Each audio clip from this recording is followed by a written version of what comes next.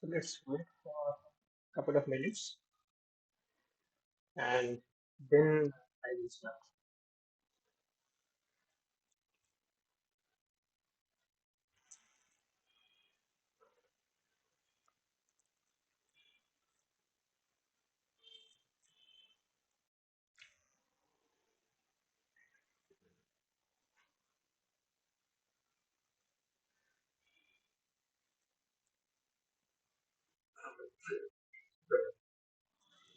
Hello.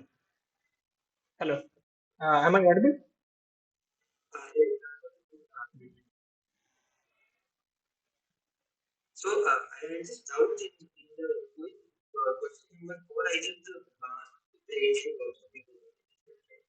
Yes. Yes, the mass is not given, and as per what I have noticed, in the previous year also this question is repeated. So use the mass 5 into 10 to the power 5 kgs. Hmm.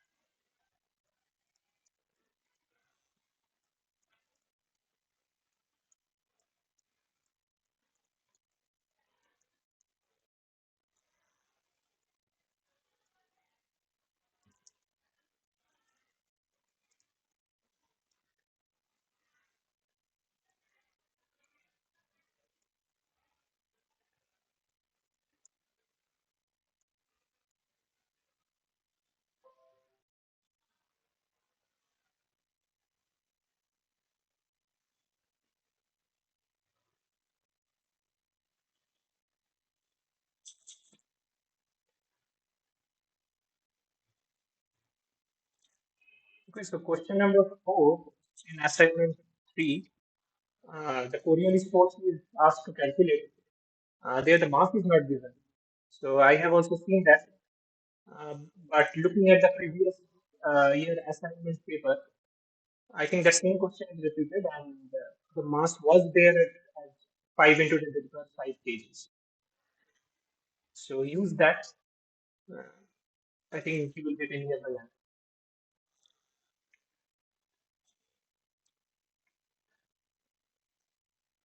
Let's wait for one more minute and then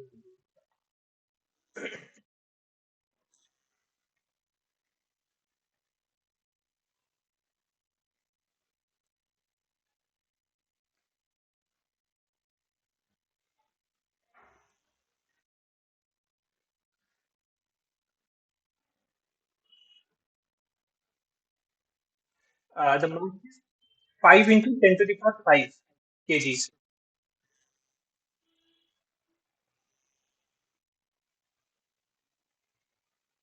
I've also written in the chat box.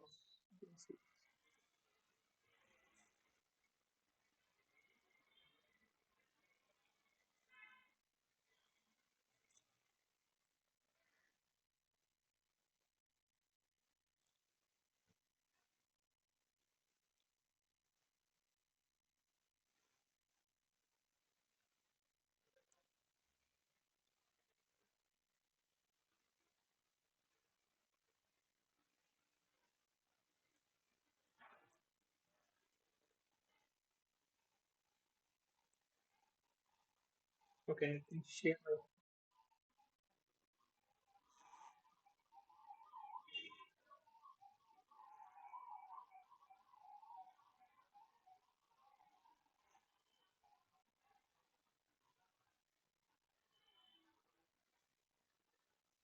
my screen and PPT.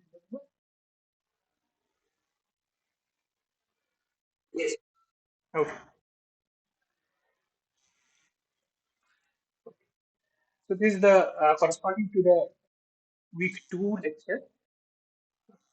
Right? So today we will be talking about the composition of air, and then I will talk about the mass of the dry air and mass of vapor. Then specific gas constant, I will give the idea of the specific gas constant. And after that, surface pressure, you all know how it is calculated using mercury. And then some basic thing about hydrostatic equation because it is required to derive the pressure, uh, the decrement of height with means pressure's decrement with height. So two atmosphere we have considered here. One is isothermal, another is a linear variation. So this is the overview I'm talking about. And I will also talk about some lapse rate and tropopause height as well. Okay, then ozone, then time scale, atmospheric window, atmospheric variables conventions, which is very important, and the pressure gradient force and gravity, and some assignment questions and some numericals I have. So let's start. Okay, so as you can see, just a minute, let me see the recording or not. Uh, yes. Okay, so let me start. Let me put my camera off right now because network connectivity may be affected. Okay, so uh, yeah, this is the composition of the air. So as you can see, I have noted it down. So percentage contribution of each gas and the molar mass is given here. So what we will do is that we will try to do this particular thing to find out the mass of the dry air and then mass of the vapor.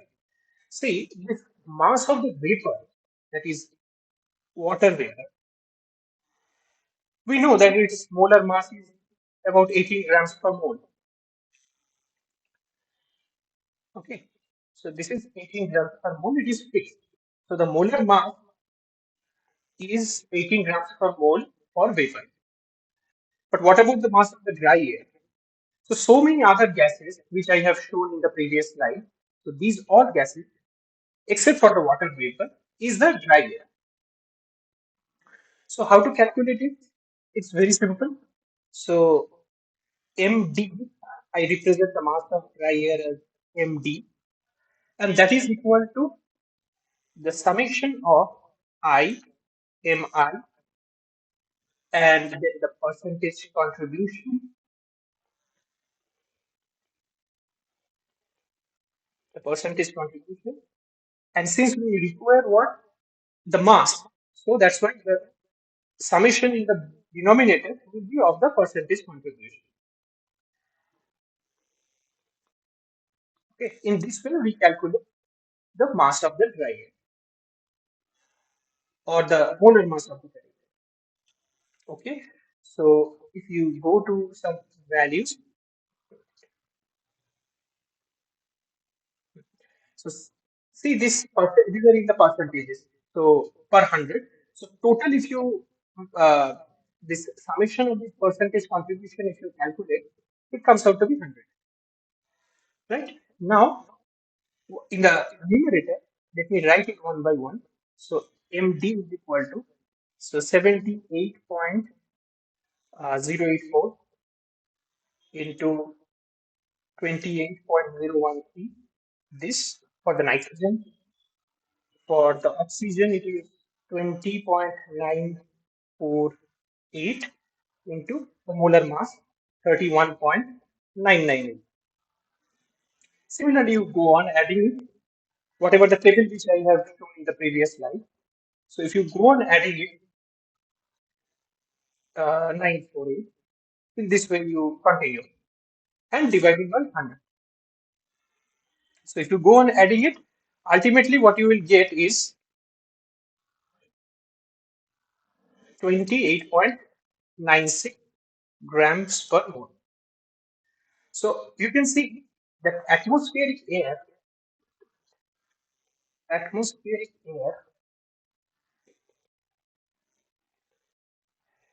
is composed of dry air plus vapor. Okay, so the dry air molar mass is 28.96 grams per mole, and the mass of vapor is 18 grams per simple. So this is what the first thing which we are looking today. Next is the specific gas constant. For that, I will introduce the ideal gas equation or equation of state. So ideal gas equation, what does it say? That PV is equal in R star T. We all know this thing. So this N is the number of moles. Okay, so N is given by given mass of the gas by molar mass. What is this R star? That is universal gas constant,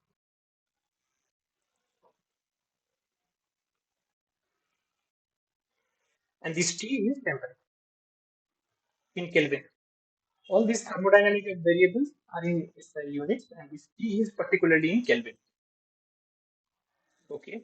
Now, what we will do is that we can write this ideal gas equation as PV is equal to, this is the given mass, small m, by the molar mass, the capital M, into R star into T. Okay. So now, two expressions can be made. One is P is equal to M by V, R star by M into T. Another expression what we can make is P V by M is equal to R star by M into T. Now, remember this thing, this specific, the specific term is actually represent per unit mass. You have heard the terms like specific heat capacity. You have heard the terms like uh, specific heat capacity or specific volumetricity. So these are representing per unit mass. Okay, so this V by N, we can represent it as alpha. So P alpha is equal to R star by N into T, where alpha is volume per unit mass. So we will tell this thing as specific volume. And M by V is known to us, this is density of the gas. So one is that P can be written as rho R star by M into T. Another is P into alpha is equal to R star by M into these two things we can write. Correct? Now, what we can do is, see, this is V by N, the volume per unit mass. See this thing. This is universal gas constant per unit molar mass. But still, it is per unit mass only. So, so universal gas constant whose value are so this value R star is equal to 8.314 joules per Kelvin per mole. The unit is joules per Kelvin per mole. Now, when we divide it with the molar mass, that becomes the specific gas mass. So that's why we write T alpha is equal to RT. So R star, I am denoting it throughout whatever I will teach here. So R star will be denoting the universal gas constant, which is whose value is 8.14 square Kelvin per mole. But when we are talking about R star by N, that is you divide it by the molar mass, that will become the specific gas constant. This R becomes the specific gas constant. Fine.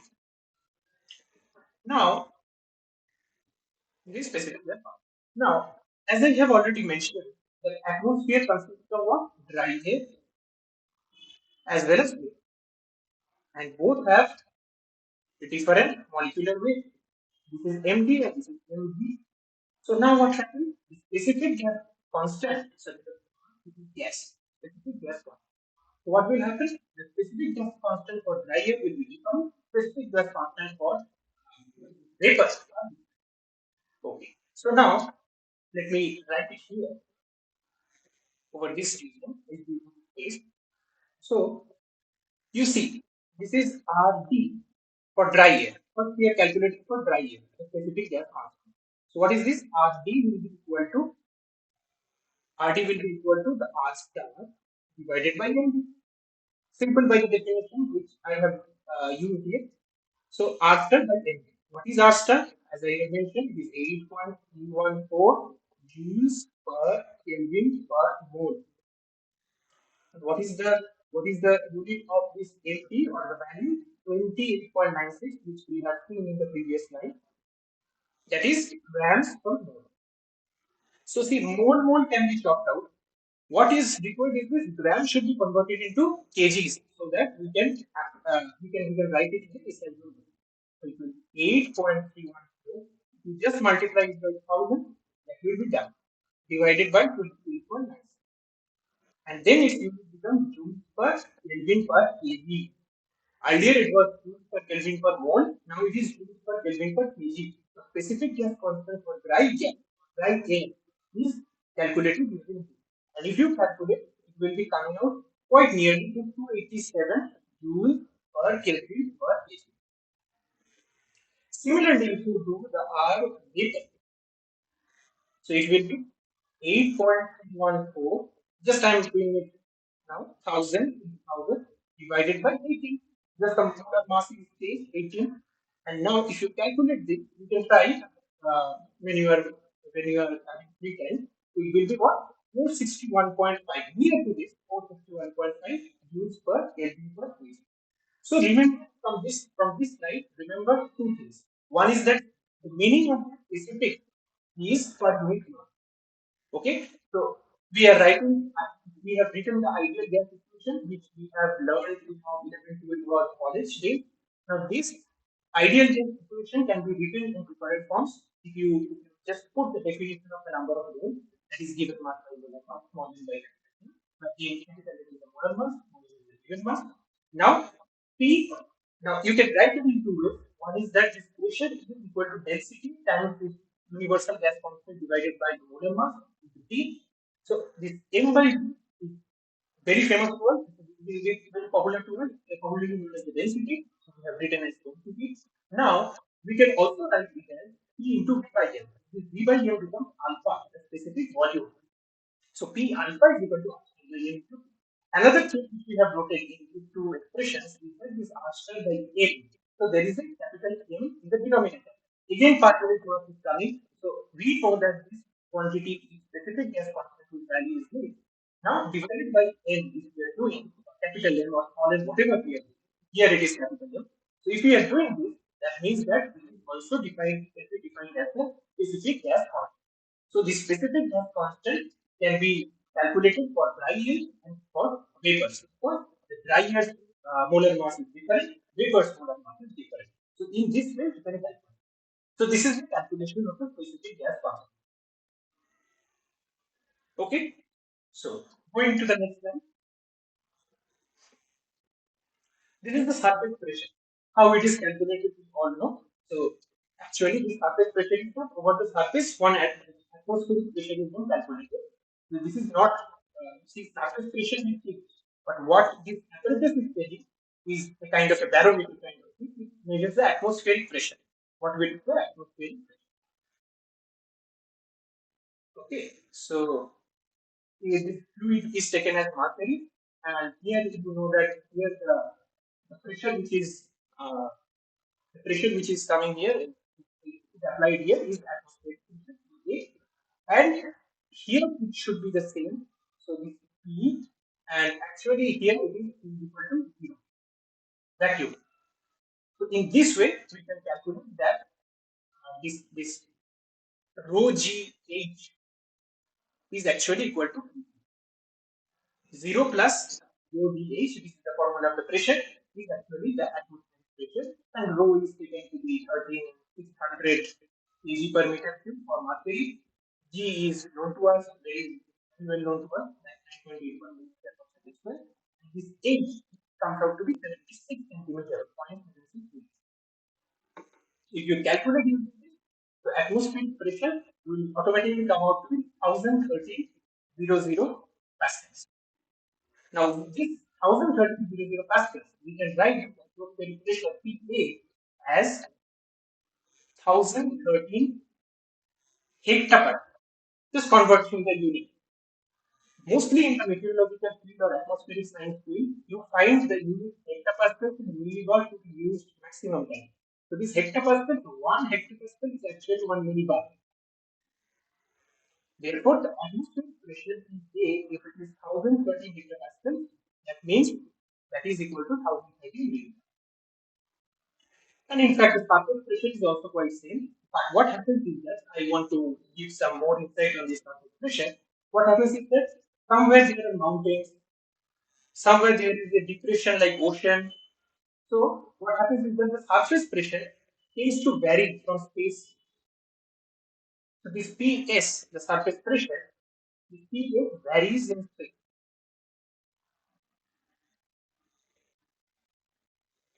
Okay, so at the top of the mountain, that is only the surface, isn't it? So this over the top of the mountain, that is the surface, but the surface pressure must be smaller as compared to this because as we know that the pressure as we go to the top of the atmosphere, it tends to increase. So surface pressure may vary, but uniformly we take it as 1013 or in numerical analysis we take the surface pressure to be 1000 millibar or 1000 hectopascal. So 1 hectopascal is 1 millibar. So again from this slide, this is simple experiment. We all have seen this particular experiment. We have all calculated the atmospheric pressure using this rho GH thing. So PA comes out to be about 1013 hectopascal and sorry, conversion from pascals to hectopascals is just divide it by 100, it becomes hectopascal, and 1 hectopascal is equal to 1 millibar. Why to convert from pascals to hectopascal? Because most of the time in the meteorological field or atmospheric science field, we are more prone to use this millibar and hectopascal because the scale is of that pressure value. So that's why we use this particular thing. But the surface pressure, although we take in the numerical 1000 millibar, it is very sensitive. You go to the mountains, it will change. Of course, it will change because it has some altitude, so 1.5 kilometer high. So it will definitely change. So surface pressure may change, but for numerical purpose or for a course benefit or some simple calculation purpose, we take this to be 1000 millibar or 1000. That's all from this. Okay. The next thing is the hydrostatic equation. Okay. So, what is the hydrostatic equation here? I will give in a brief. In fact, in the third week also, the hydrostatic equation is detailed discussed in the NPTEL lecture series I have seen. But just to show what it is, there also I can discuss in the week three when I will take a session. So what is happening here is that I take an air parcel. You know, what is it? What is an air parcel? Simply a volume of air, very small volume. Right now, just take my word. It is nothing but a small volume of air. Fine. So this is a small volume of air, and let us consider these two heights. This is the lower height, upper height, the height dimension of the box. Okay, and I will assume that this area will be A is unit. So 1 square unit. Okay, dA is the area here is unit. Okay, so now this is Z plus delta Z, of course, because it has a higher height as compared to this one. So this is Z with reference to particular surface, which is Z is equal to this height are taken with respect to a particular surface, very ground. Okay, now one thing which will act over this particular air particle is the force of gravity, which is m into g. Another thing is that see here the pressure is here the pressure is Z plus delta Z. So the pressure force is also act. So how the pressure force will act? No, see, as you have already seen the lecture and you have already got some insights that As you go higher up in the atmosphere, the pressure decreases. The question is why pressure decreases? I will going to tell now. So suppose this is a column. Okay. This is a column, atmospheric column. This is surface and this is on top of the atmosphere. Now, see all the gases are present here. Now, pressure which we are feeling is because of all these gases over the entire length, which is applying over the surface. Now, what happens is that if I want to measure the pressure over here at this point, now see only small amount of gases are left here. That is exerted pressure. So pressure will decrease. Just to show that pressure decreases as we go higher up in the atmosphere. That is what I am trying to do. Therefore, from this thing, we can deduce that P of Z plus delta Z will of course be less than P of Z. That is what I'm trying to show. Okay. So now, so net force due to this pressure will be therefore from the higher pressure P Z minus the lower pressure P of Z plus delta Z. Right? Now, this is not the force. This is the pressure gradient. Now, into area, I have dA, which is unity, which I will put it 1 in the so that will be equal to the mass into breadth. Fine. So now, what I will do is that dA is unity. So, okay. So what I will do is that P of Z minus P of Z plus delta Z will be equal to the M. Let us consider its density is rho. So what will be the M? It will be density into volume. Volume, so dA into delta Z. Isn't it? Because this is the change. Change is delta Z. Change is delta Z and dA is 1. So again, we can take this as 1. And this is the P. Okay. So now P of Z minus P of Z plus delta Z. Okay. Divided by delta Z is equal to, oh, sorry, M into G was out here because it is equal to the gravity. Mass into gravity. Okay, so there will be rho e only because delta z I have taken here. Now I take minus sign and just write it E z plus delta z minus E z divided by delta z. That will be equal to rho into g. Now this is a very well known expression which we know. We can write this as nothing but dp dz. Remember the mathematical thing. dp dz will be equal to their minus rho into g. This is a simple version of deriving hydrostatic equation. So this is the what you call as the hydrostatic equation, where we can see that change in pressure. There is a relationship between the change in pressure as we go, as there is a change in height. So from surface, z is equal to 0 to some height, say 2 kilometers, z is equal to 2 kilometers. Then we can calculate if we know the density, average density over this region, which generally for air it is roughly 1.028 per meter cube. That times the depth. If you do it, then you can get approximately what will be the change in pressure. As, we, as I've already told you that for numerical purpose we take this Z is equal to the surface pressure as 1000 hectopascal. So you can calculate what is the dP over the Pg. That's all. This is how it is calculated. But remember that this dz all are in the unit, so don't forget to change it to 2000 meters. That's all. So this is hydrostatic equation. I will discuss it in more details, or you can see the NPTEL lecture on this is the third week lecture. There is detailed expression is derived, and you can understand.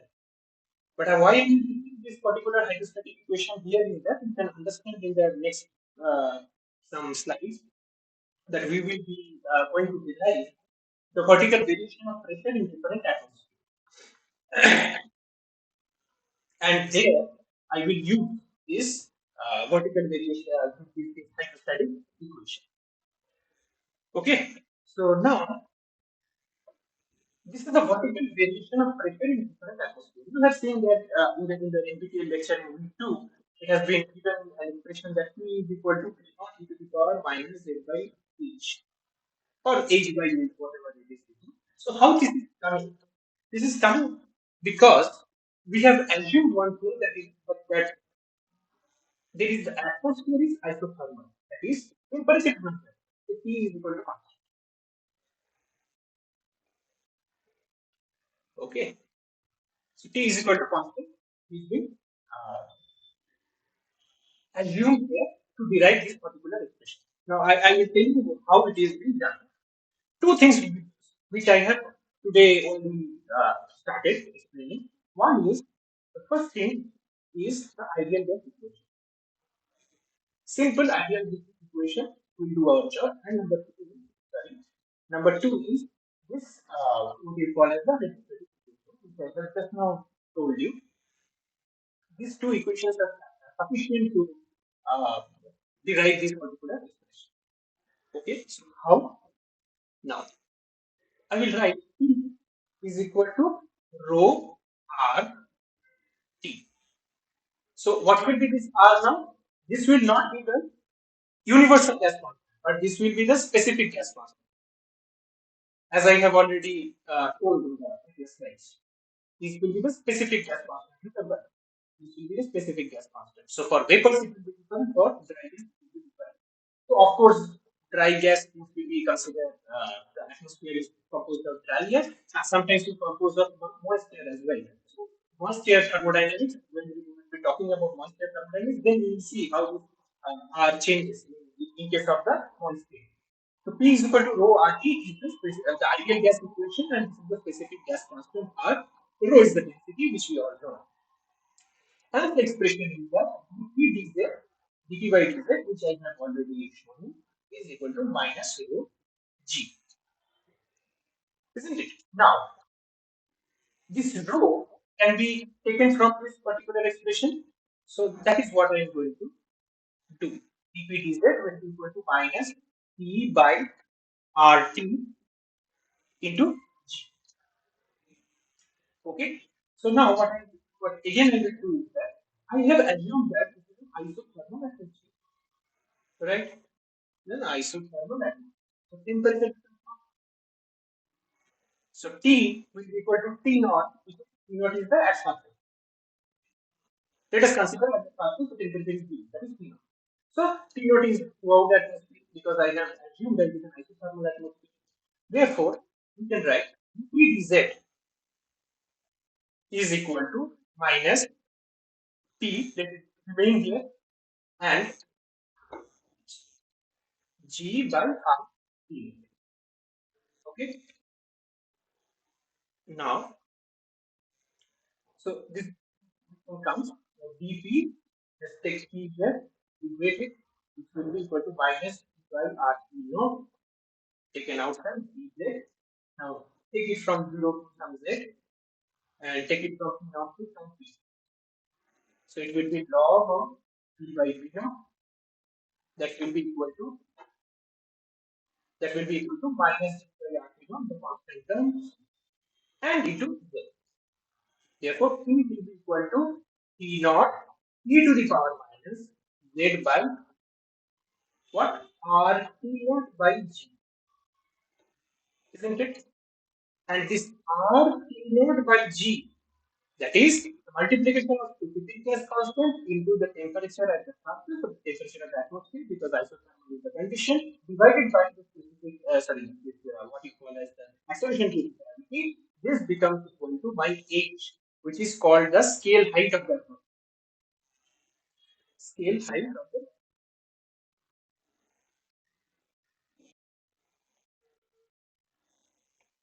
Okay.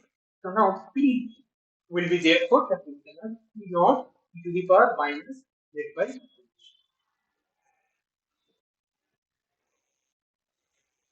Okay. So for isothermal atmosphere, this P is equal to P naught e to the power minus Z by H. But we generally use to take this particular expression in any atmosphere. But this is not true.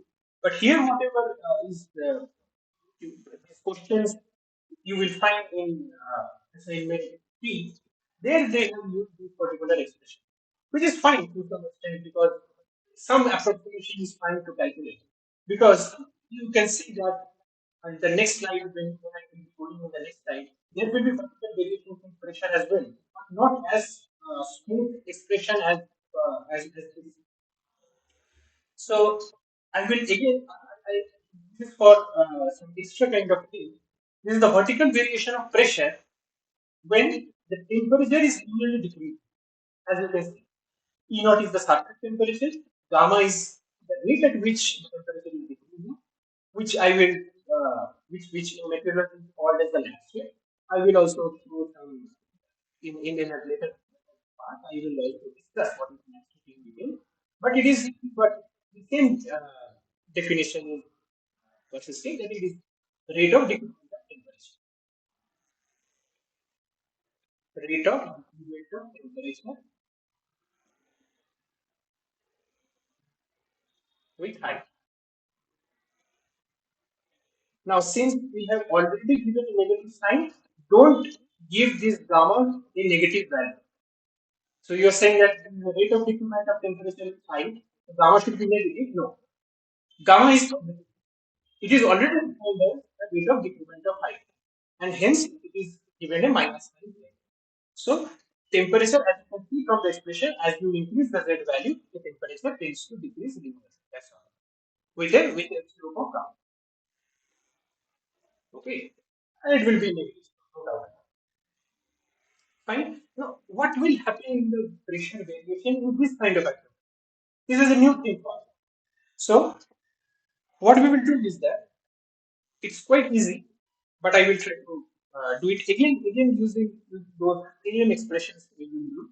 One is that ideal case equation, which I am writing as P is equal to rho R T, and you have dP dz is equal to minus rho G. Fine. So what I do is that again, same way I will do z is equal to minus P by RT into G.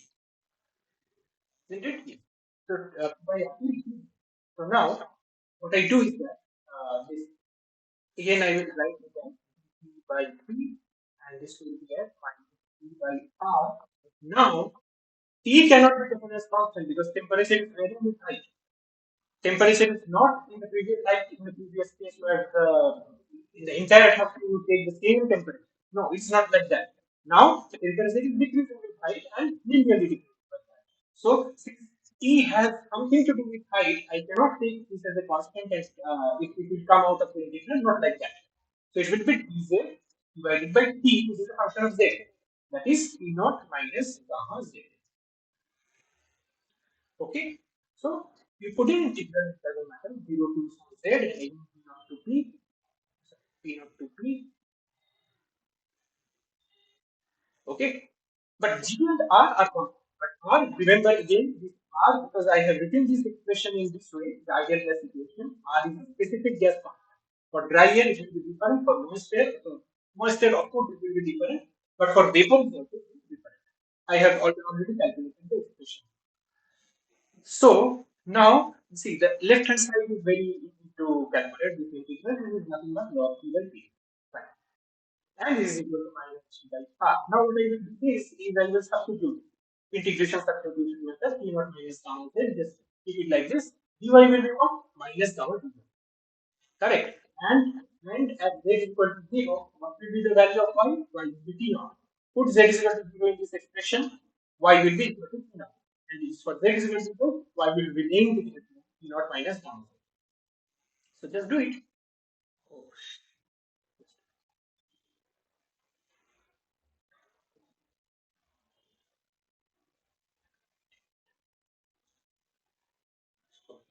so it will be minus so it will be t naught to t naught minus z. Okay. And it will be okay, so what to do dz. So it will be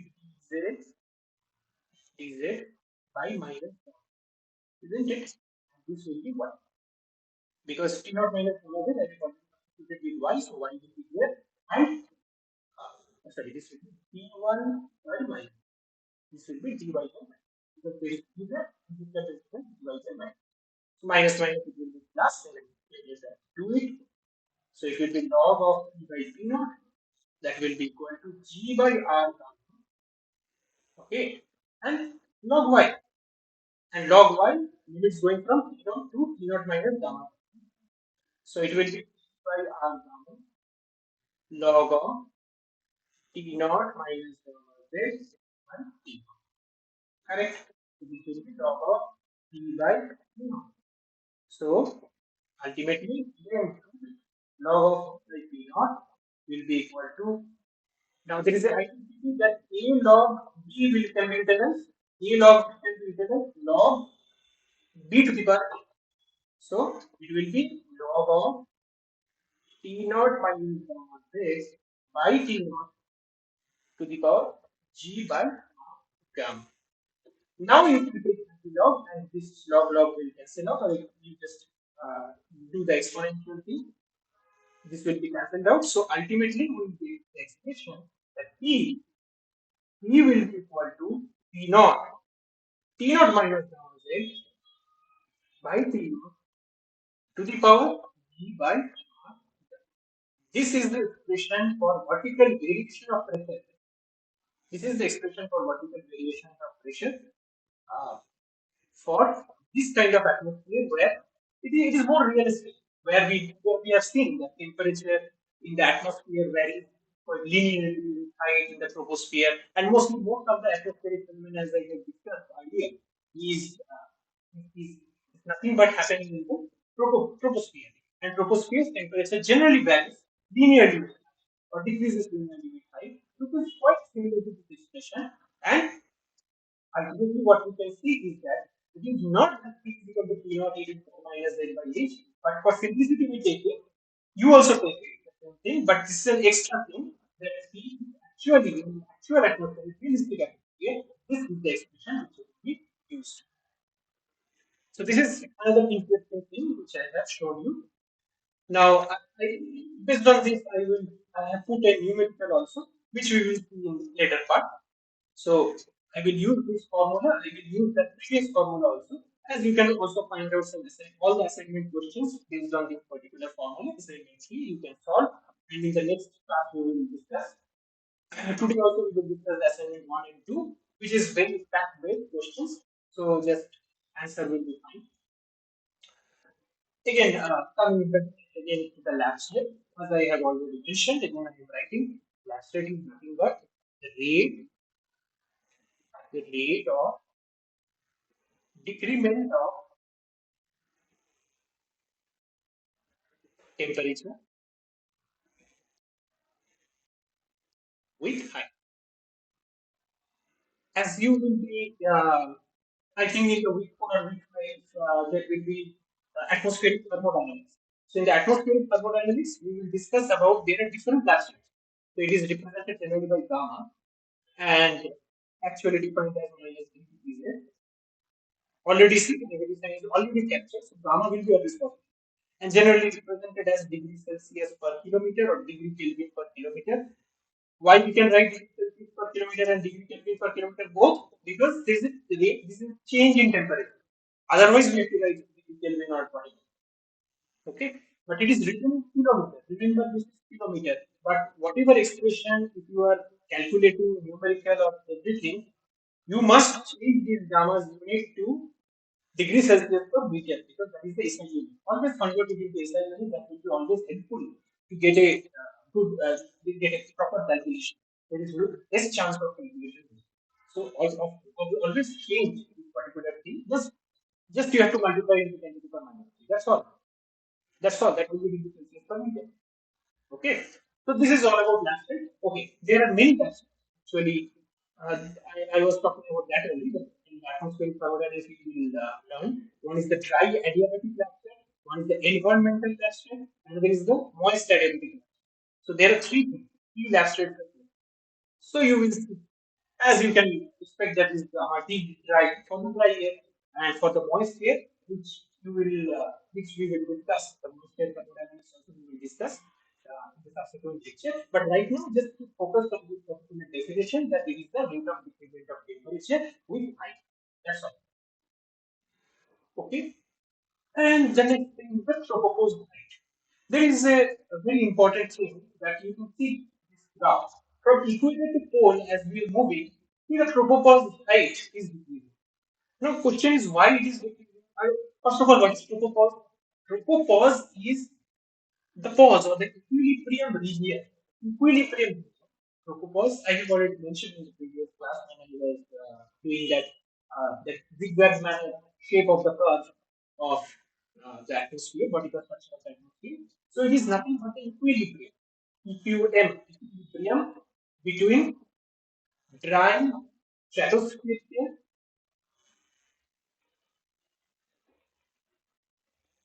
dry stratosphere and wet troposphere.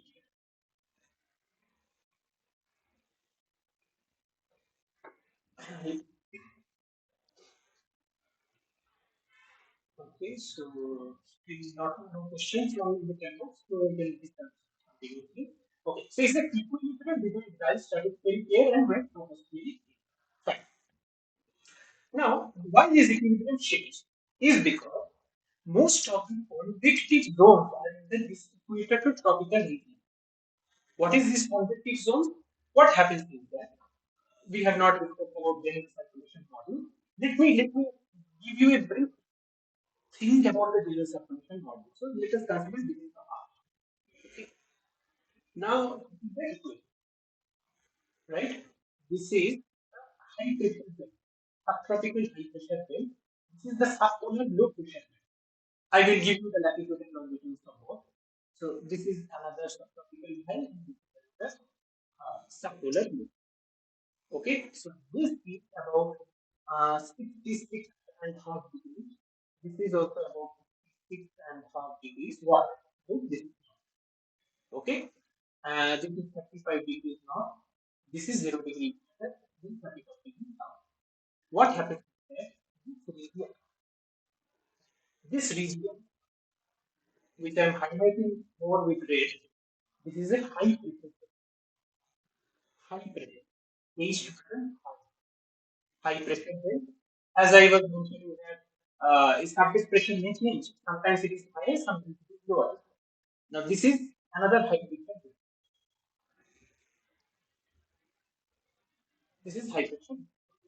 So for how it is how we have created this particular thing, we have taken surface pressure data and from modern data we have taken and those who are feeling interested in how we can say that this is high and which two regions are high. This is because we have taken it from this particular model, reanalysis model. You don't need to know what it is. First, basic is required. So reanalysis model is required, and some observations are also present with us. Based on that, we have taken long-term climate model. For long-term averaging the surface pressure, we have got that there is a high pressure anomaly over this region, there is a high pressure anomaly over this region, there is a low pressure anomaly over the equator. So this is low, and these are also low. So based on that we have come into this transmission. And by simple thing which we have studied so this particular step, that winds will blow from high pressure to low pressure. This we all know. So winds will go from high pressure to low pressure. Then how it will go from high to low? So from this to this, from high to low, it will go. From high to low, it will go. Again from this, from again from this, because polar region, this polar region is also high. Okay? This polar region is also high. And this is so from high to low, again from high to low, like that. So what you can see is that the divergence over these regions where there is a high pressure, and there is a divergence over the region where there is a high pressure. See 35 degrees south, 35 degrees north. In fact, there is a divergence over the poles also because this is only one side. Right? I have drawn. On the other side, the winds will again go towards the 66 and half degrees north. or 60 feet and half degree south. So, okay, another thing is this because Earth is a rotating plane, so Coriolis force will also act. Okay, okay, some questions there. Let's see. If at 0 degree Celsius, the density of the dry air alone is this. Okay, the density of water vapor alone is this.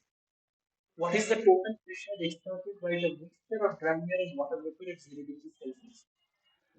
Let me note down this and I have to see this.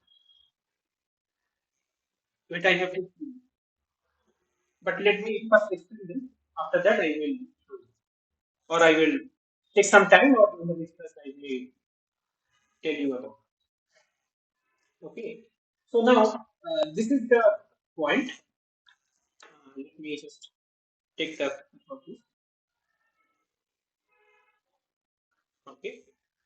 Now, this thing, and you can see that what is equatorial low pressure belt is the convergence of heat. So when the convergence is taking place over this region, from this to this, so the convergence of these, it cannot go down. It has to go up. And this upward forcing will result into the tropopause height to go much much strongly high, at a very good height as compared to the all other regions. But you may ask that there is a low pressure belt over here also. But these wind convergences are actually the frontal wind convergences, and that's why these are not very strong as compared to the equatorial wind convergence. That's why we have slightly lesser height as compared to this other equator. So why there is a height difference in the tropopause? Because of this, because first of all, temperature will always be there. High temperature over the pulse, which results into low pressure over this region, and because of this, the wind tends to converge, and it will ultimately blow up at the tropopause height. This is what it is. Okay. Now, I will talk earlier about ozone. Now I will write the detailed solution of the ozone reaction and how it impacts. So,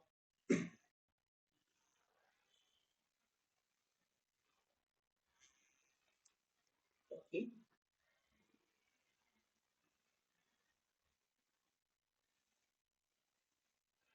fine. So this ozone is represented by O3, which we all know, and it is calculated using Dobson unit.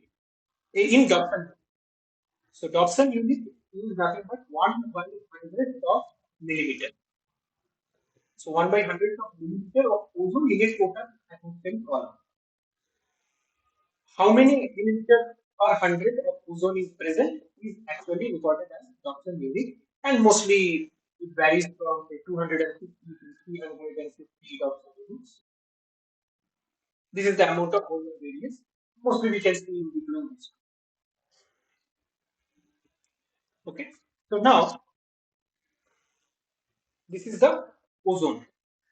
Now what we will do is that how it is created, the creation of ozone and destruction of ozone. This is the thing which we are talking in the previous class. I want to show you. So creation of ozone occurs when an oxygen molecule interacts with UV radiation that will give nascent oxygen, or free oxygen, that breaks the oxygen into free oxygen. Now this oxygen O plus another O2 molecule plus another molecule is required which will take up the extra amount of energy or extra amount of heat. So that the contribution of energy is followed. And that will be equal to O3 plus M. That is ozone. So this ozone is created.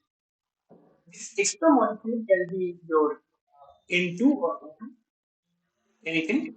So this can create the ozone. But remember, the wavelength should be less than 0.242 micrometer. So lesser the wavelength, the creation of ozone is very uh, fast. We can get the amount of ozone. But for the destruction of ozone, you need lambda in between 0.242 and just below the visible range, so 0.4. fluid. So what happens is that this O3 now reacts with H2 and that gives you O2 plus O, even if the oxygen is there. Now what is this? What is happening? This O3 is converting this oxygen to this is what is the reaction for the destruction of the ozone. Okay, so this is the destruction of the ozone. Now in the free troposphere also ozone is there, and that ozone in the free troposphere, in troposphere, whatever ozone we get is actually harmful for us. It is toxic for us. But in the stratosphere, it is helping us to from the harmful ultraviolet radiation. So free troposphere ozone is harmful. The another thing I have mentioned that previous day is that CFCs, the chlorofluorocarbons, CFCs, these tend to destroy the ozone, and that's why we get ozone hole. Particularly in the Antarctic region, ozone hole can see. So why these CFCs, which generally are not harmful in the troposphere, but is quite harmful in what you call as in the stratosphere? Why is it so? Because this CFCs actually, when it reacts with ultraviolet radiation, it gives chlorine. This chlorine is actually harmful. This chlorine, when it reacts with ozone, so ozone plus Cl, if you do, it becomes O2 and ClO. What happens after that? Some nascent oxygen from any other reaction in the atmosphere interacts with ClO to give O2 plus Cl. See what happens here. What is happening here? This chlorine is remaining. You can see that the chlorine, because earlier been used up, now it is again remaining. So this chlorine is becoming harmful as it constantly decreases this ozone or destroys this particular ozone. Moreover, we know that in the polar region, the ozone hole is seen. But actually, you know what the fact is that the ozone in the polar region is always low. Why, as compared to equatorial region, the ozone is always low in the polar region? Because sun's rays is much closer to the equatorial or tropical belt, but as in the polar regions, plant rays do. So as a result, more larger wavelength comes over this region. And we know that larger UV wavelength, if it comes over the Antarctic region, then what will happen? Destruction of the ozone is safe as compared to say, the tropics, in the production is taking place, and in the what you call as in the polar region, there is a destruction of ozone always happens. In that, some stratospheric fluorocarbons, if they reach there, which has happened in the 1990, 1980, which has happened, which will result into the ozone hole. So this is the concept of the ozone I wanted to talk. Okay. The next thing is the time scale and the spatial scale of the atmospheric phenomena.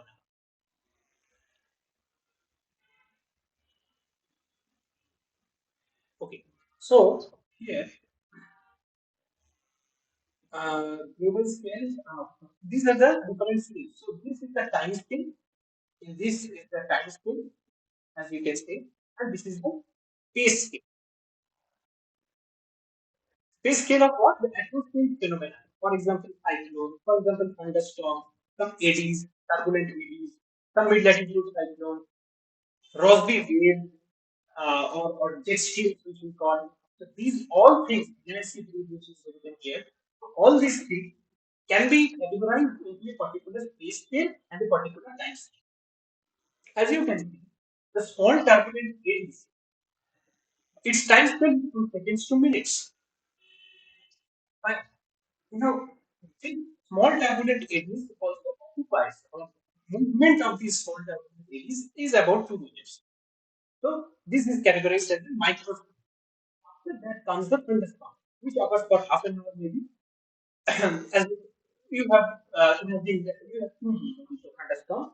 Whenever the thunderstorm comes, it remains not more than 1 hour or something like that. So it's from minutes to hours. So that's why some thunder showers are there. Tornadoes are not frequent in India. Mostly these dust storms are present and thunderstorms are present. Dust storms are present in the Rajasthan or Delhi region, thunderstorms are also present over this Indo-Gangetic Plain. So these are the uh, mesoscale spatial scale is known as the mesoscale. So these mesoscale phenomena, thunderstorms, tornadoes, and dust devils are the mesoscale phenomena, which covers from actually this mesoscale actually covers from 10 kilometers to 1,000 kilometers. Actually, there is actually a categorization of meso alpha, meso beta, and meso gamma, which you don't need to know, but I'm writing here. So 10 to 1,000 actually. This is a value which we have randomly put. After that comes in this greater than 1,000 kilometers is the synoptic scale. Synoptic scale represents the tropical cyclones or the tropical storms which are released. So tropical cyclones, which you have heard about Amphan and other cyclones which have come. So these tropical cyclones have synoptic scale. You can see that over the entire Bay of Bengal, this is a cyclone. If you have seen ever the satellite picture of the cyclone, entire Bay of Bengal is covered with clouds. So this is the spatial extent of the tropical cyclone, and if you calculate the spatial extent, it comes out to be nearly 2,000 kilometers. Okay, spatial scale, you know how much the tropical cyclone tends to be because it covers more than 2 to 3 to say 4 days. So that's why we need some days or week. These tropical cyclones, the mid-latitude cyclones, all are synoptic scale phenomena, except for long waves, which are known as the Rossby waves. These are known as the Rossby waves. These Rossby waves are actually planetary waves, and its scale is about more than 500 kilometers. And in fact, you can see it over a complete season. You can see some waves in the, over the entire globe. The subtropical high pressure belt which I have shown, entire subtropical high pressure belt is meandering waves.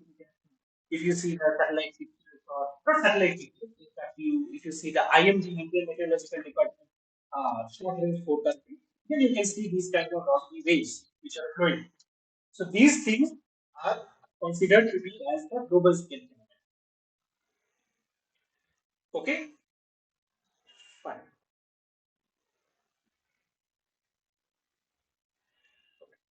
Now, another thing is the atmospheric window. So, what is an atmospheric window? Atmospheric window is the region. There are many gases in the atmosphere. Several gases. For example, ozone is there, oxygen is there, water vapor is there. There are several gases which are present. And there are many CO2, several CO2, many gases are present. Okay, someone is asking that please explain the concept of the turbulent eddies. So turbulent eddies are like this. Uh, what how will I show? Yeah. For example, leaf. Have you seen a leaf suddenly rotating? It's a kind of a rotating wind kind of thing. In a very small scale, the winds tend to rotate it in such a way that when you pluck a leaf or dry leaf you throw in the air, it will just rotate and ultimately fall. Or if you see the incense stick, it's vapor which comes out. We generally have this turbulent eddies kind of motion, very haphazard kind of motion. Some some definite there is no definite thing. So some here, some are here. So kind of this. These are small turbulent eddies. So I have given two examples. Like some days you can find out that a dry leaf you throw in the air, then you can see that there is a very peculiar movement. Whatever you expected that it will fall down, you will see that because of some peculiar kind of wind, it will move in a different manner. Different manner. And the vapors of the incense sticks, you can see that very odd way these vapors tends to generate when it is when it catches fire. And another thing is that how the pollen would play important role in the atmosphere. Well, this there is an important role in the atmosphere as you can as in meteorological field, not much, but inside the cloud in the micro scale when you go, for example, inside the cloud for some microphysical things when you look at, it is become important. And in fluid mechanics also it is important, this it is. In oceans it is important. And atmosphere also seen as the Rossby wave.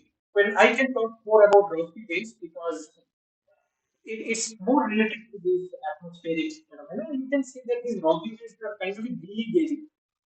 It's a deep turbulent eddies, I would say. So eddies are, you can see that these are the small turbulent eddies I have written here in the micro scale. So long waves are nothing but larger turbulent eddies. What happens is that see, this is pole and this is the equator, isn't it? So these are the boundary waves. What it does is that, so air is flowing like this from west to east generally moves. This jet stream which we call in the upper atmosphere. What it does is that take this cold temperature in the tropical region and take the warm temperature towards the polar region. So what exactly it is doing? It is transferring heat from equator towards the poles. This is what the most important part of these boundary waves or the jet stream. These generally transfer heat from the equatorial region to the polar region. Or otherwise, what will happen? The equatorial region keeps on heating up, and the polar region will keep on cooling. So to make it balance, Crosby waves in the high latitude region, that is which I have shown 35 to 40 kilograms regions, there these are more prominent, and you can see that these tends to transfer the heat. Okay, fine. The next thing is the atmospheric window which I was talking about. There are several gases, and each gas has a peculiar behavior towards some kind of spectrum, EM spectrum. For example, ozone absorbs UV, ozone absorbs UV, then oxygen absorbs some particular thing, water vapor, the infrared, it absorbs infrared because it's a greenhouse gas, then carbon dioxide is also absorbing infrared like that. So there are certain gaps. These gases tend to absorb some particular wavelength band, but there is certain gaps in between, which is represented by this white shaded region. So you can see that from point E to say 1 micrometer, which includes zero point 0.4 to zero point 0.7 the visible region, some UV radiation may come, some infrared radiation may also be there. So this is the transmission. So it is free region. So here you don't have any gases which will absorb it. Again, you can see that this 10 micrometer in this particular window. In fact, the sea surface temperature with the satellite data is calculated using 10 and 12 micrometer. Why? Because no gases absorb those wavelengths. As a result of which, satellite can detect those wavelengths and can provide a good result. Clear view of the surface. Okay, so this is a small concept of the atmospheric window which I was talking about. Okay. The next thing is the atmospheric variable convention. These are important things. That's why I want to try to cover it as soon as possible. So, so there are several directions. What are those? North, south, east, west. Let us consider first the horizontal part. After that, we will see the vertical. So, what is happening? We have particular conventions from in the meridional direction. What is the meridional direction? This north-south direction. This NS, north-south direction, is called the meridional direction. This things you should remember. This is the meridional direction. This name meridional direction. Okay. And this east-west, the east-west direction is called the zonal direction. East-west direction is known as the zonal direction. Okay. So, from south to north, the convention, let us write it here. Convention number one, south to north. The direction from south towards north is always taken as positive. So north to south will be negative. So if a wind which is blowing from south to north, it means it is having a positive velocity. Number two, west to east is positive. So any wind which is going from west to east, it has a positive wind velocity. Fine. This is the convention is the horizontal direction. But what about the vertical direction? In the vertical direction, suppose this is the surface, it is going up, so upward velocity is positive. Upward direction is always taken as positive. And that's why we get the gravity of the moon. So upward direction is positive, gravity is negative because it is in the downward direction. So just opposite to this is negative. South to north is positive, north to south will be negative. Then west to east is positive, east to west will be negative. Upward direction is positive, downward direction is negative. This is the convention of the very. Okay. Another thing is that what this direction is represent is this is the earth, fine. This is the earth. Okay. Now we have this.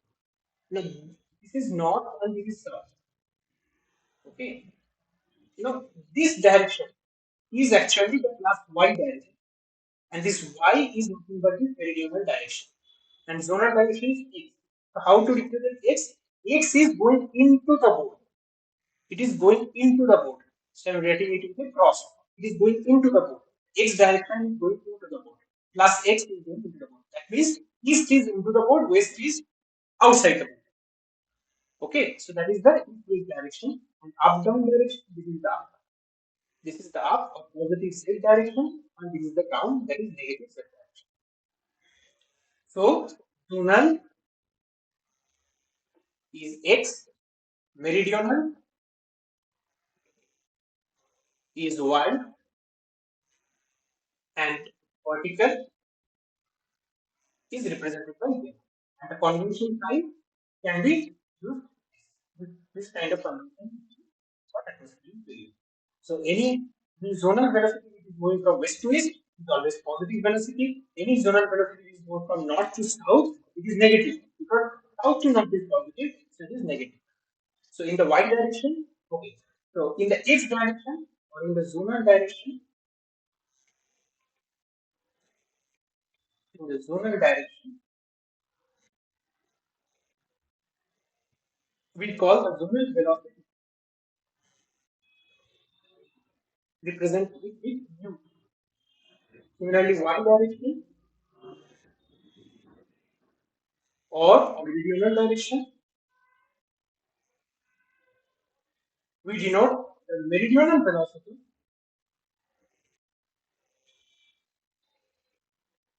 as v. Okay, and upward velocity or vertical velocity, vertical velocity is w. Fine. So you have the vector v, the velocity of the vector is u, v, and w. That's all.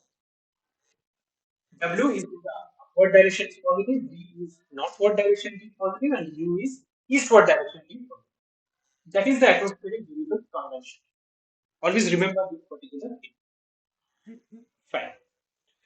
Next is the pressure gradient force, which is also derived, but I will just a short description I will give. And then the gravity force, then the assignment questions I will discuss during gravity. Okay.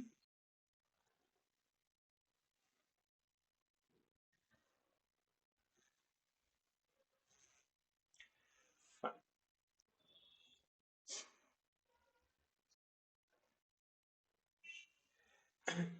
So PV force for that, uh, let us. So first of all, you know that forces can be of two types: the body forces and surface forces. All these discussions are being done. So surface force example is viscosity is there, and in the body force you have the gravity, which is a very important example, which acts on the basis of mass. And not only that, the forces can be in terms of coordinate frame, it can be some real forces and pseudo forces, some pseudo forces. Okay, so real forces and pseudo forces.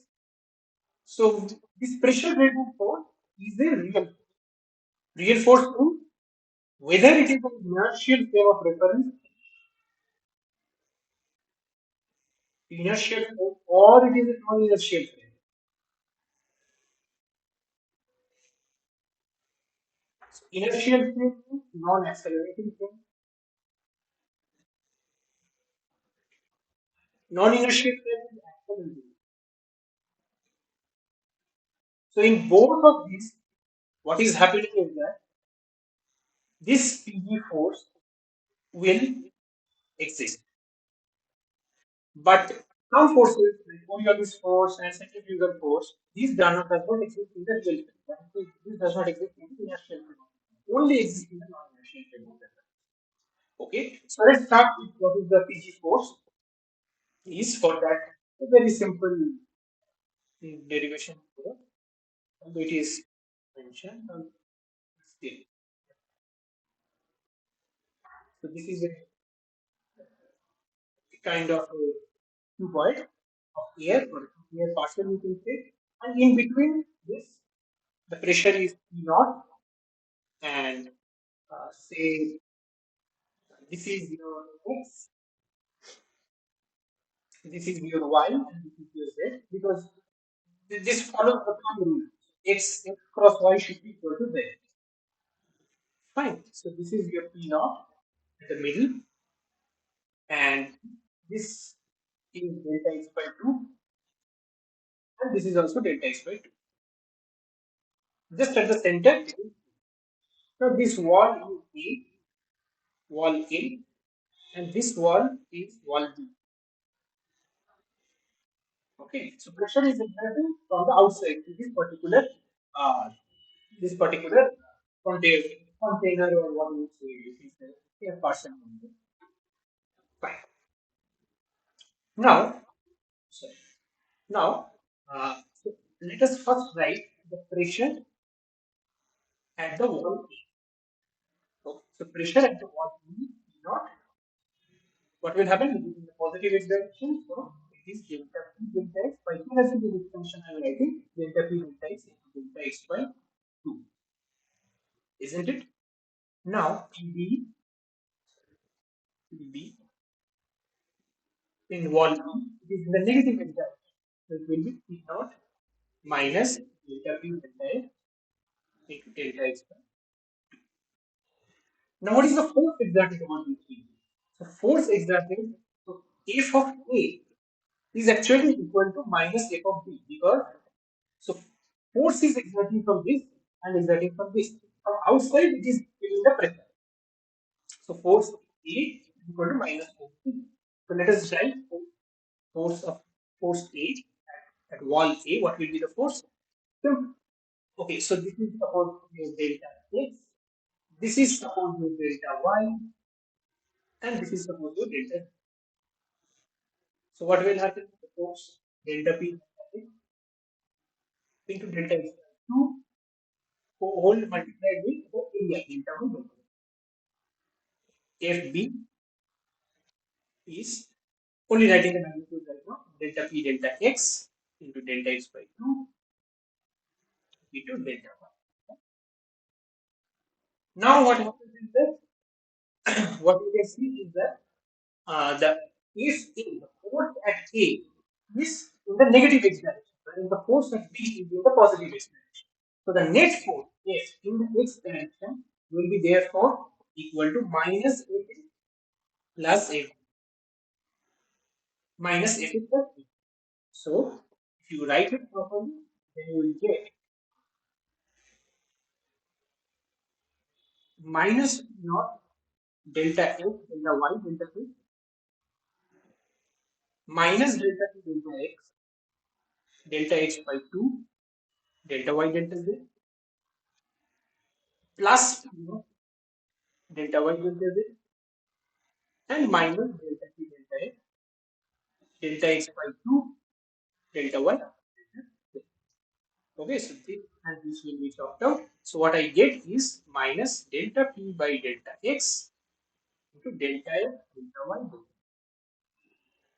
This is nothing but the pressure gradient force in the x direction.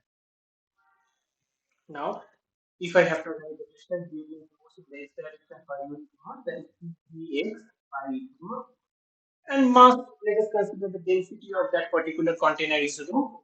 So, just minus 1 by rho delta x delta y delta z, which is the volume, into delta p delta x, which is already present here, into delta x delta y delta z, which is already there, We just chop out this particular thing and we get the precise gradient acceleration as minus 1 by rho delta p delta. Okay, so this is just effect. Fine. Similarly, if y and then z can also be written. Remember the acceleration. So you have to multiply by mass. It is present in the numerical quotients. So it will be minus 1 by rho delta p by delta y. And if z becomes minus 1 by rho delta p. Actually, in the electrostatic equation, the z component of the force is being used to balance the gravitational force. So this is another way that we can get into the hydrostatic approximation. Fine. Next is gravity. So gravity is known to us. Newton's gravitational force, the force of attraction, is nothing but dependent on the two masses m1 and m2, and it is inversely proportional to 1 by r square, is known to us. And F is equal to g m1 and m2. That is the gravitational universal gravitational constant. It's an inverse square law of force, which you know already. And from there, actually, what is happening is that for the Earth having the radius capital R, and then suppose there is a unit mass which is present, so the F or you can call it the gravity curve, acceleration due to gravity, because I have taken a unit mass, how much attractive force this unit mass is taking place. If the mass of the Earth is E, then it will be G m E into 1 by capital R square because it is a star. So how much it is force it is for resistance to 1. This is the universal gravity acceleration due to gravity, whose value is known to us as 9.81 meter per second square. Of course, when you go up, its value changes, and then this G is nothing but 6.67 into 10 to the power. Okay, so it will be what Newton meter square per kg. This is the SI unit.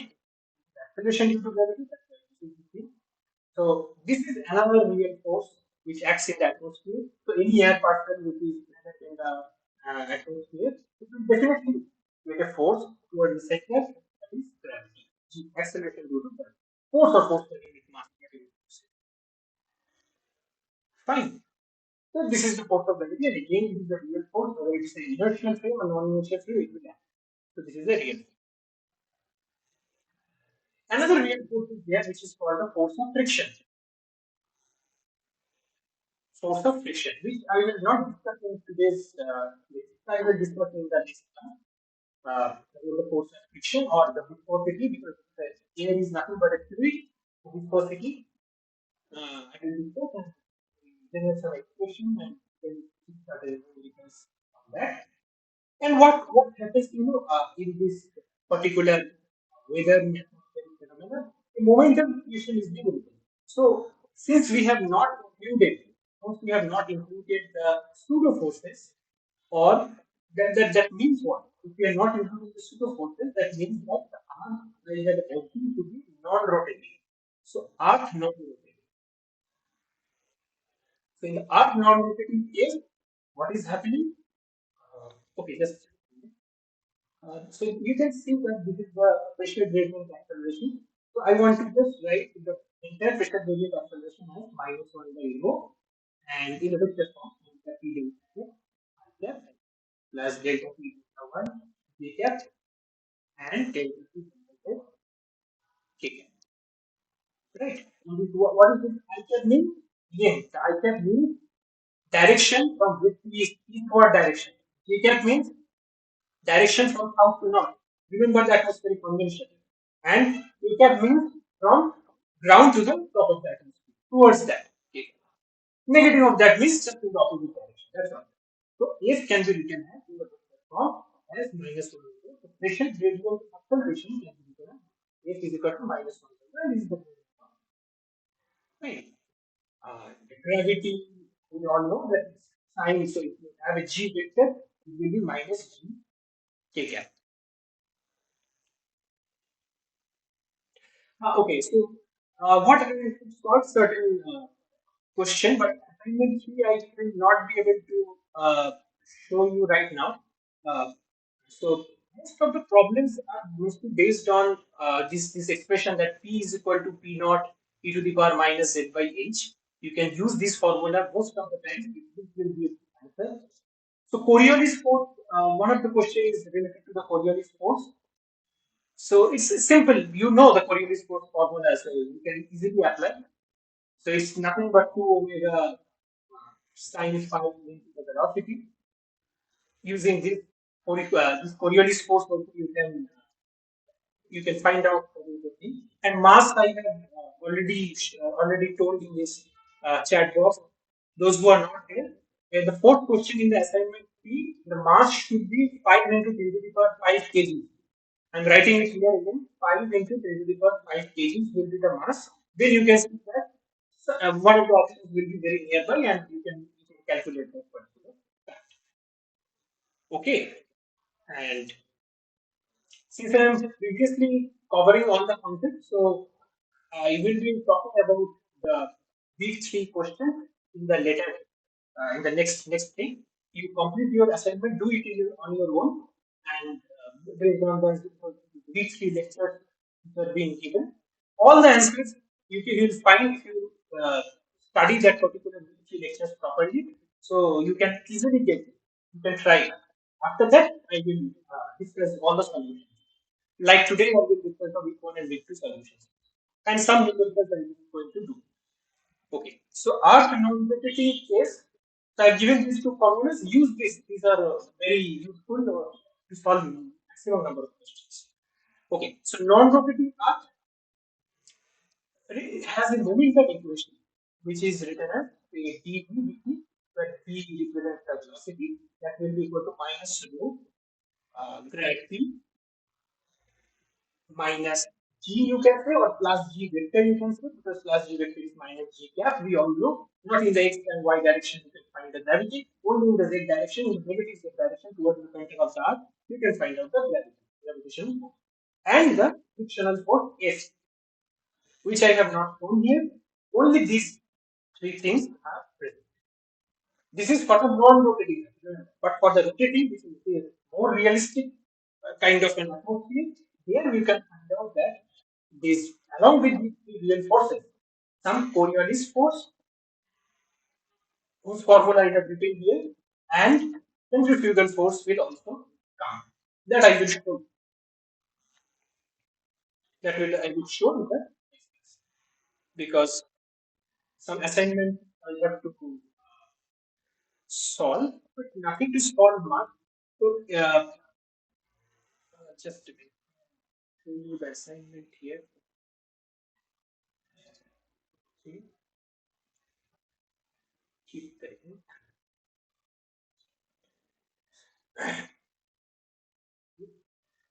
So if you see the assignment questions here, this is the week one assignment.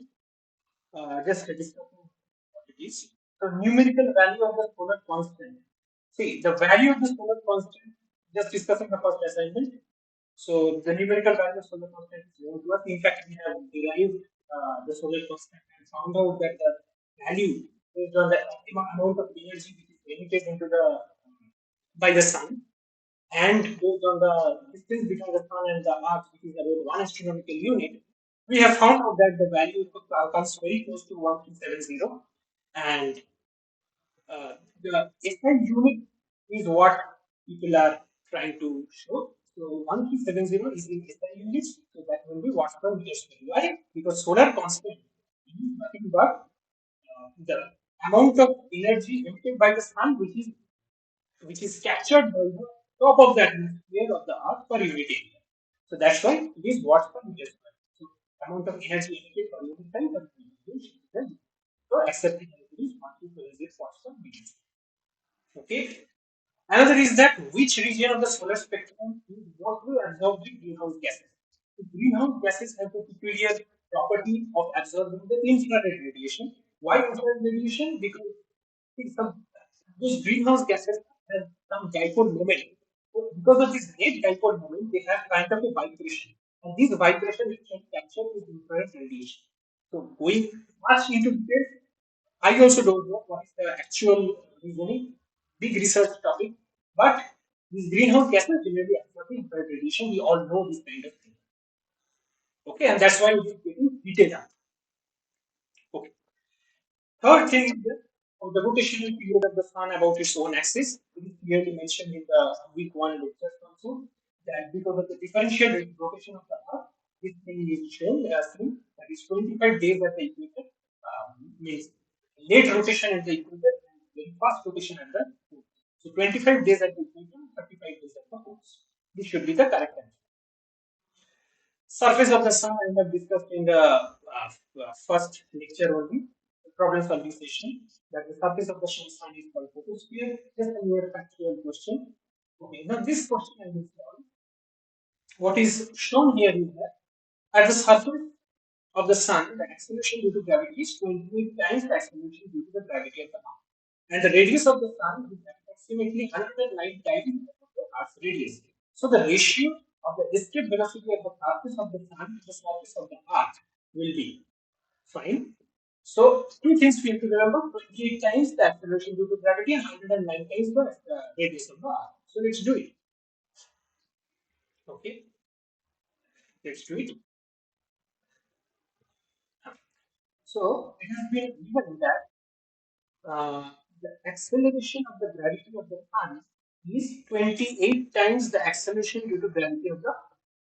And number two, what is given? The radius of the sun is actually 109 times the radius of the earth. Of course, these two things are required because escape velocity, as we have seen the formula, we have derived the formula of the escape velocity, Ve, as root over, we have also calculated the escape velocity of the earth. So we have calculated the escape velocity of the Earth in the previous lecture. It is root into 2g into r. So of course, the radius of that planet or the star is required. The acceleration due to gravity of the planet or the star is required. Okay, so Vs will be there for what? Then using same formula, root 2 gs into rs. And what about Ve? It is equal to root over 2 into ge into re. Right? Only change I will change is this. So what is this BS? Therefore, based on the arcs thing, is 2 into 28 times G into 109 times R is correct. So now what we have to show the BAs by B is how much. So just put it in the value 2 into 28 into 109 into GE into RE divided by root 2 GE into RE.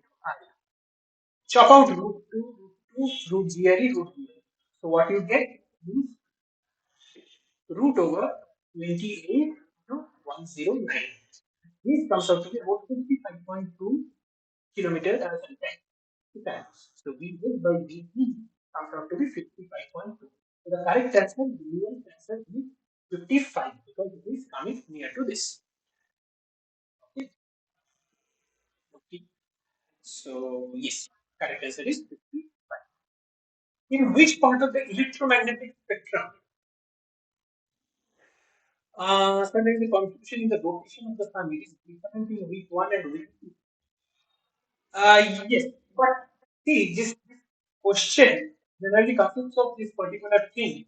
So I think in the week one it is given some 24.1 and 29.1. It is just to know that at the equator it is small and in the poles it is large. That's all, nothing else. And in this quantity only because you can see 24 and 1 is quite similar to that of 25 days. It's near to that. Just this just to this question is just to see what you call just to know that you know the concept that at the equator it is quite smaller and it is nearly 25 days and at the pole it is somewhat higher.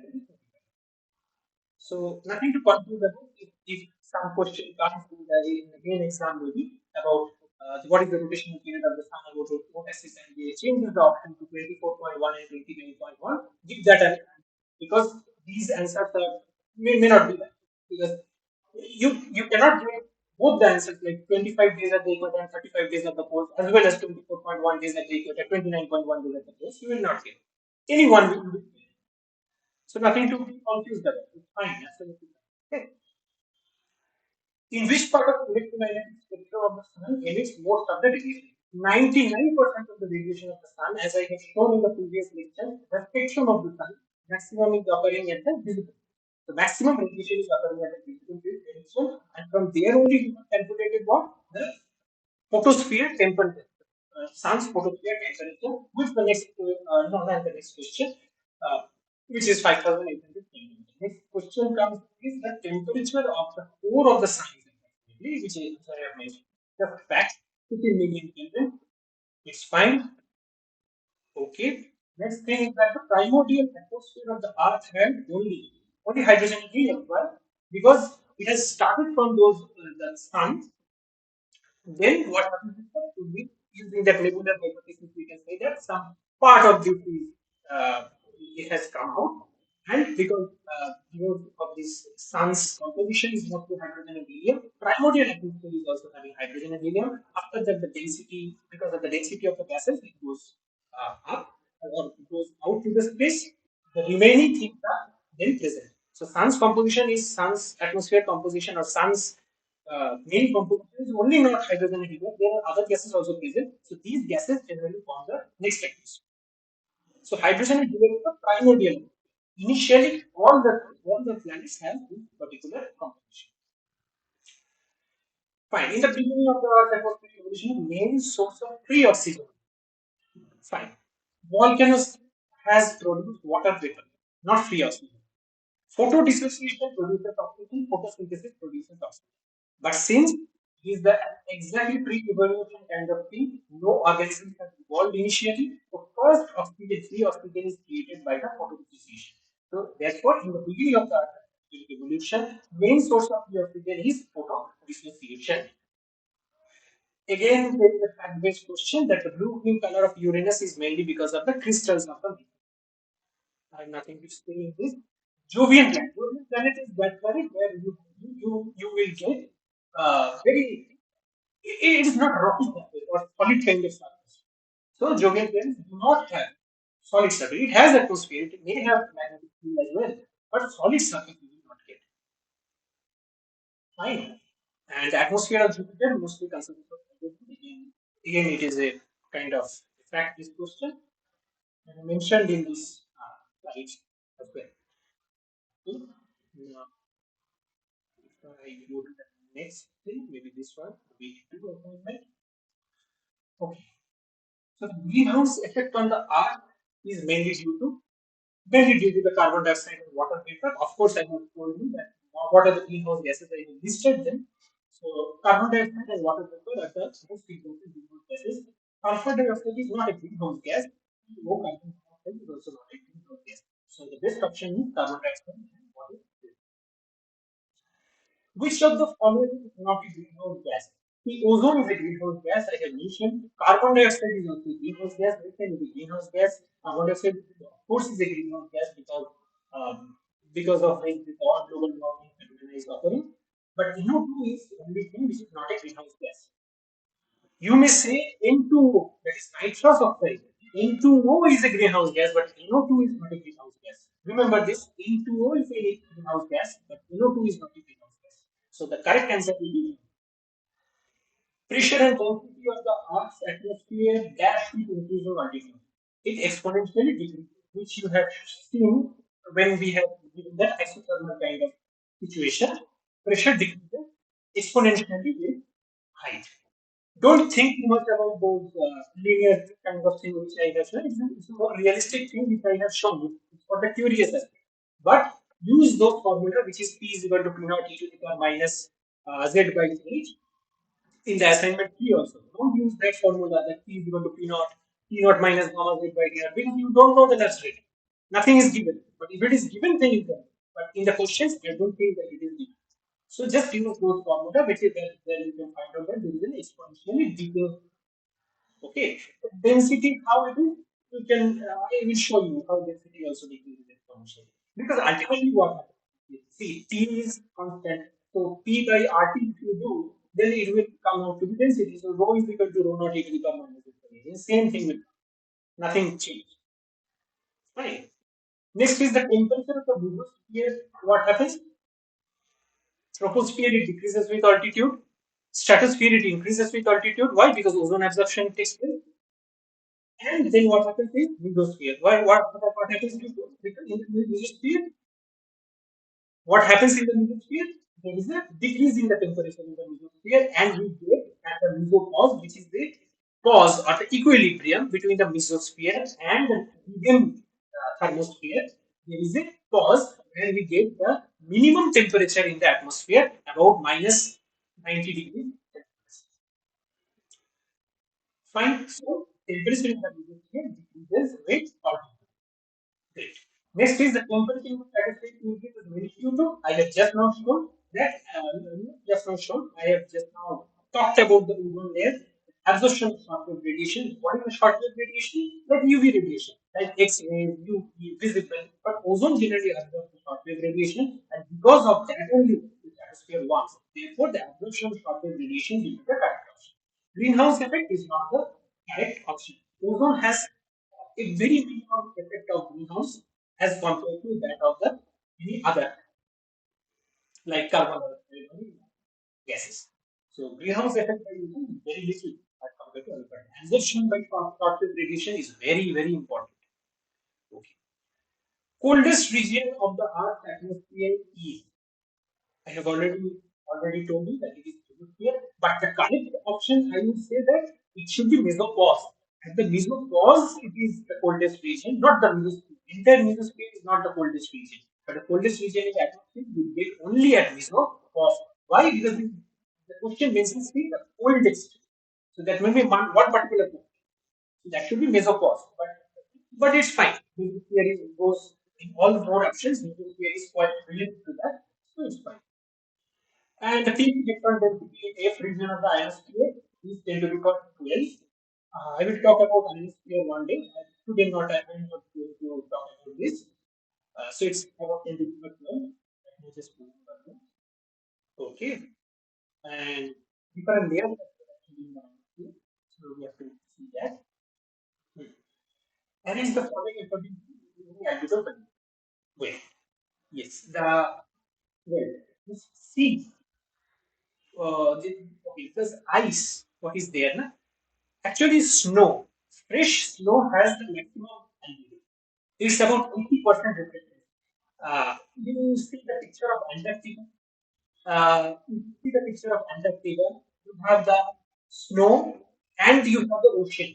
You can see that the reflectance of the snow actually in your eyes also you find out that this ice is reflecting much more as compared to the ocean. If you see the picture as well, you can see it clearly distinguish that water is not reflecting much as compared to the ice. Albedo is what?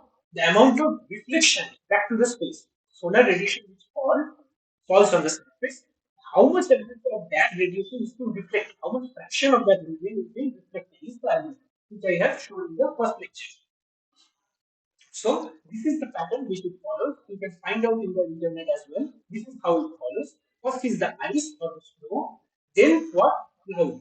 Cloud has a huge albedo. Cloud does not allow the visible radiation much to come. When you see, you have experienced in the cloudy days how much there is a difference in the reflection in the atmosphere or reflectivity of the sunlight in the atmosphere. It's very small in case of cloud. Why? Because it blocks or reflects most of the radiation. So that's why next is the cloud. After that is ocean or sea. And after that is after that it is land, after that it is sea. So C is the having the minimum albedo is water. Water bodies have minimum albedo.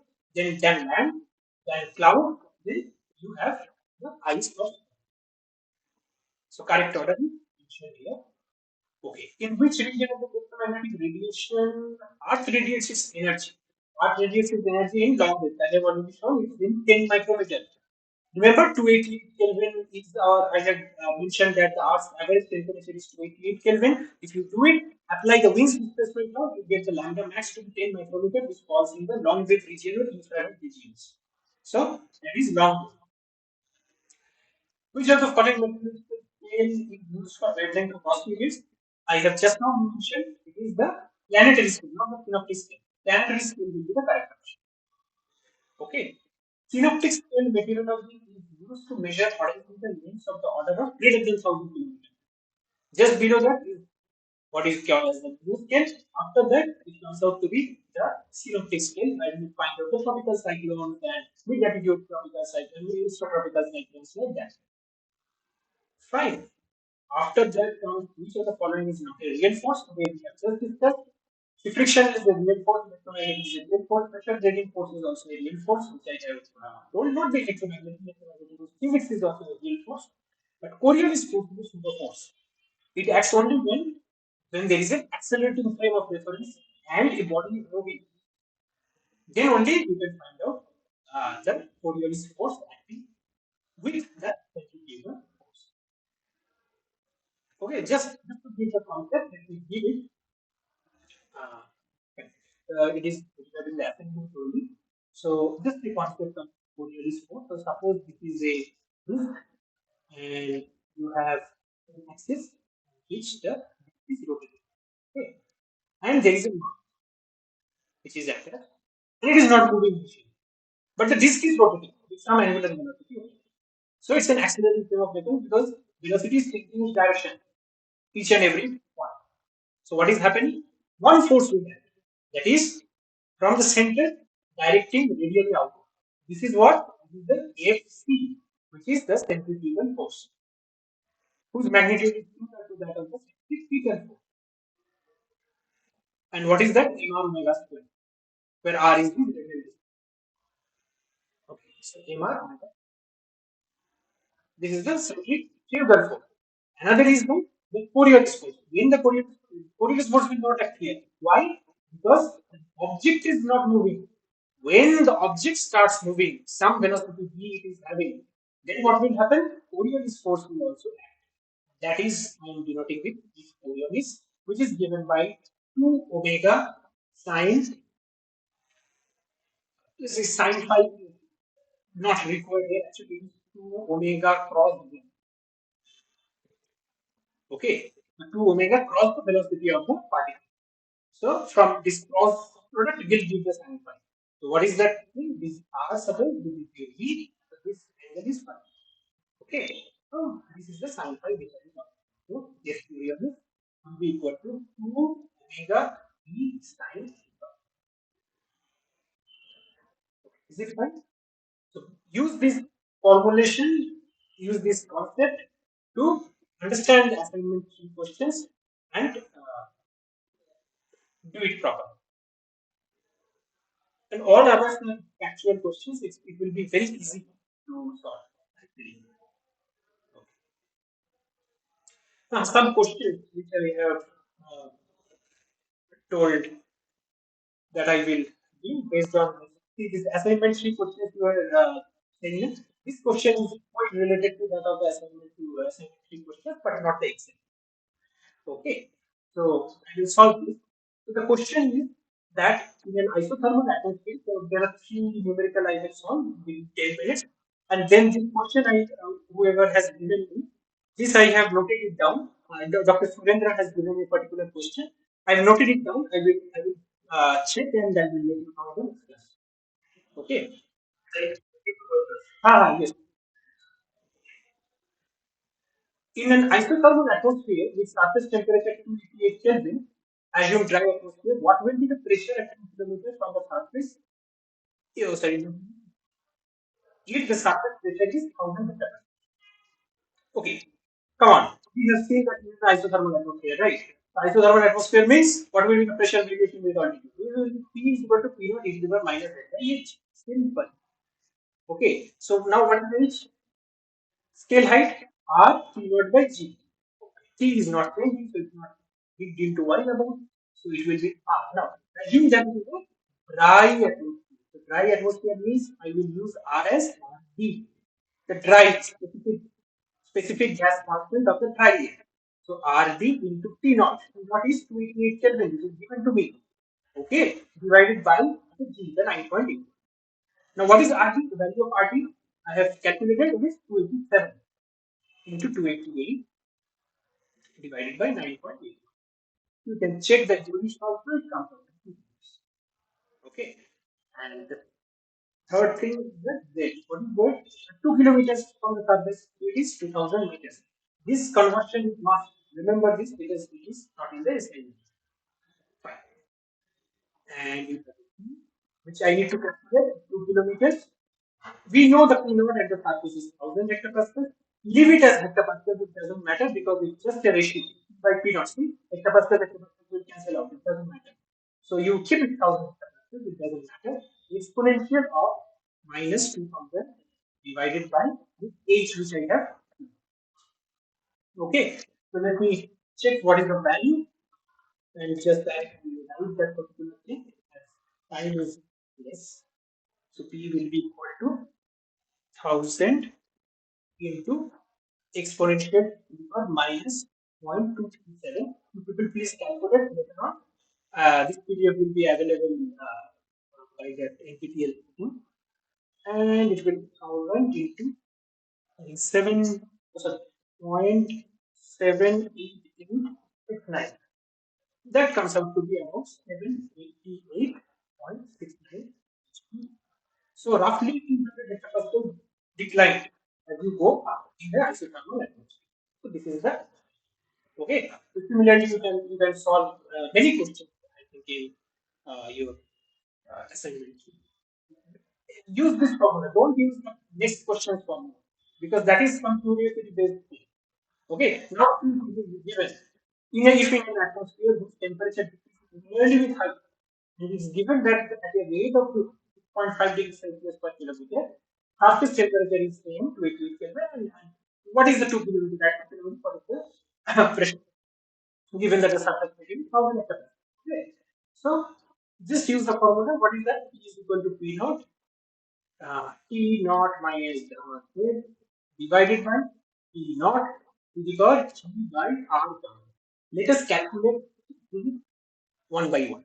Okay, that will help us calculating power.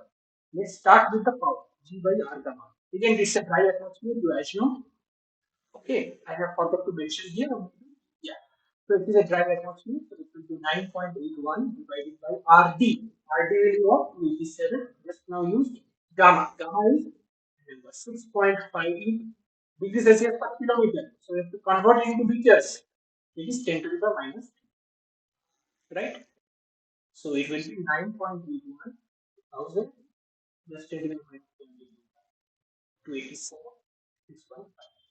This is the one thing which I have. Next is T naught minus divided by T naught. What is that? T naught is 28 minus the 6.5 degrees Celsius.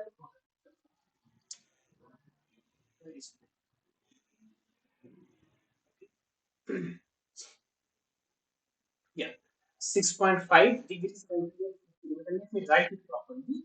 Degrees Celsius per kilometer into 2 kilometers, right? Where is there? So it's 2 kilometers. Now this kilometer can cancel. That's why I have put it 6.5. Otherwise I would have put it 6.5 into 10 to the minus 3.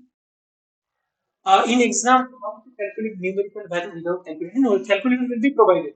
There is a online calculator which will be provided. You will not take the calculator. The earlier exam, what I have given in the ATPL lecture, I have not taken the calculator because strictly prohibit use of calculator. But scientific calculator will be provided in the exam center. So don't worry, you will calculate. Okay, and not such trivial calculation will be there. Very simple calculation. You can do it. So 288 minus 6.5 into how much? 13. Right. Divided by 80.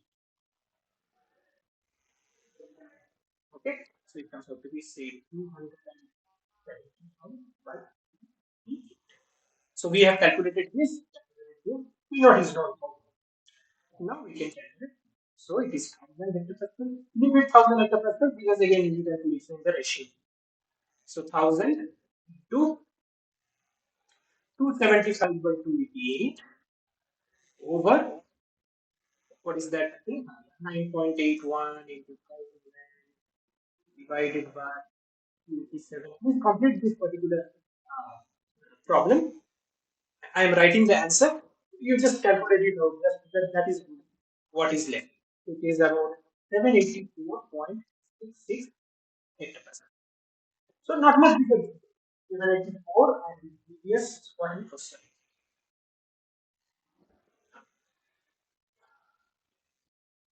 Yeah. In the previous, it is 788.61. In the isothermal equivalent, it is about 780. That's why we use that particular formula. That P is equal to P naught is equal to. Don't use this formula because you will not find the answer in the assignment questions. Use P is equal to P naught e to the power minus delta H. 4 minutes left, so let me stop here. In the next class, I will use this numerical key. I will start this numerical key, which is based on the PG acceleration, pressure gradient acceleration. Okay, and that question also I will try to look if I can get a solution, and I will do it with you. Fine, it's already 7:56. I think I should stop now.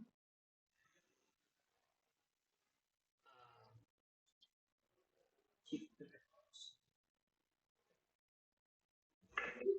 Okay, welcome.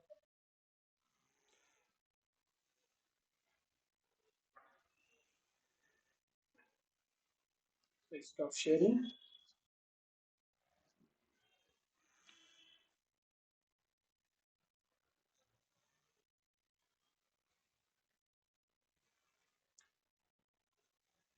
Okay, good night.